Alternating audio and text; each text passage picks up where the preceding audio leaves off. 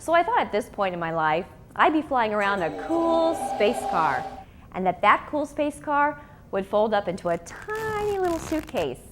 Also, if I didn't like this colored shirt, I could change it, just like that. Maybe we'll see those things in our lifetime, maybe not. One thing is for sure, you can't stop the future, so you'd better prepare for it. And that's what the City of Columbia is doing with Columbia Imagined.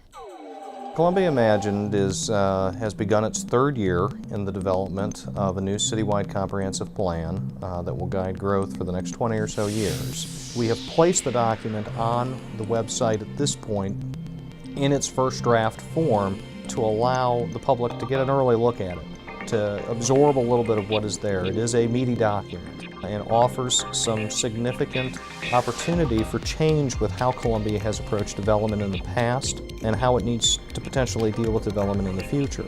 We just caution the public as they read it, they may see some real ideas in there that may be alarming to them at first. They will likely be dealt with and smoothed somewhat by our task force and our Planning Commission. Once we have completed review by both the Planning and Zoning Commission and our Comprehensive Plan Task Force, we'll be coming back out to the public with what we will refer to at that point as a final draft with editing changes that have been suggested by both the Planning and Zoning Commission and the Task Force, asking the public to comment on the document, giving them roughly a month to review it prior to our first public engagement meeting. Then we will make additional editing changes if necessary and bring it back before our Planning and Zoning Commission for a public hearing, after which the City Council will receive a recommendation from the Commission, and Council will likely hold public hearings on the document before its hopeful adoption, and then moving into the next phase of the planning process here within Columbia, and that is the regulatory revisions that would be necessary to fulfill the objectives of Columbia Imagined.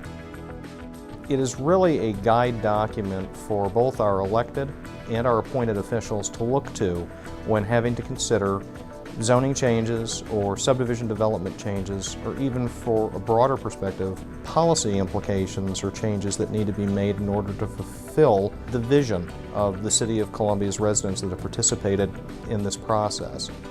They are the staff's ideas and their interpretation of what the public had asked for, and therefore it was the beginning point for both our task force and the Commission to start with. We're only the conduit by which the plan's been written. We're not obviously the ones that will be the final say as to how it gets adopted.